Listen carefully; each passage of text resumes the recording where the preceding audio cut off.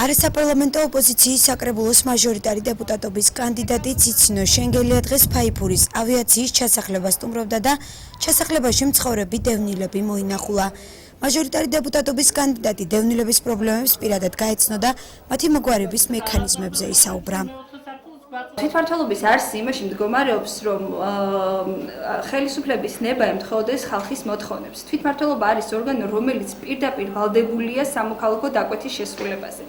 ის რომ ჩვენი მოსახლეობა ესეთ პირობებში იყოს, არ იყოს, ეს არის თვითმმართველობის უშუალო მოვალეობა, რომ იზრუნოს მათზე და ელემენტარული საყოფაცხოვრებო პირობებით დააკმაყოფილოს. საავიაციო ჩასახლებაში დაახლოებით 30-მდე დევნილი ოჯახი ცხოვრობს. მედიასთან საუბარში დევნილები აცხადებენ, რომ მათ უმძიმეს პირობებში უწევთ ცხოვრება და საცხოვრებელი ფართით დაკმაყოფილებას ითხოვენ.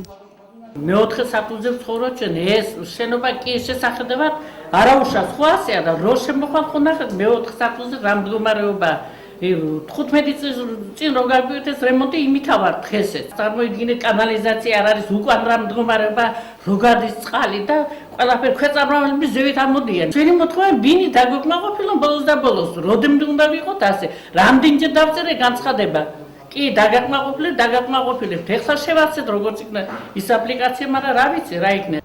მოსახლეობაში არსებულ პრობლემებზე საუბრობს არასაპარლამენტო ოპოზიციის მაჟორიტარი დეპუტატობის კანდიდატი ბეჟან შანავა. მაჟორიტარი დეპუტატობის კანდიდატმა ადგილობრივი მკვიდრის სოციალურად დაუცველის დოდო ჩახაიას საცხოვრებელი სახლი მოინახულა და განმარტა, რომ ჩახაია ამ სახლში ფსიქიკურად ავადმყოფ შვილთან ერთად ცხოვრობს და მას სახელმწიფოსგან არანაირი დახმარება არ აქვს. ვიმყოფებით კუტალიას ქუჩაზე, სადაც ცხოვრობს ადგილობრივი მოსახლეობა. რამოდენიმე წლის უკან დაეწვათ თურმე ამ ადამიანებს სახლი. ცხოვრობს დედა შვილი, ინვალიდი დედა, ფსიქოლოგიურად ავადმყოფი ადამიანი, შვილი, რომელსაც არც დახმარება გააჩნიათ, რომელსაც არც არავითარი ყურადღება გააჩნიათ, არ აქვს ადგილობრივი ხელისუფლების მხრიდან. დოდო ჩახაია 66 წლის ქალბატონია.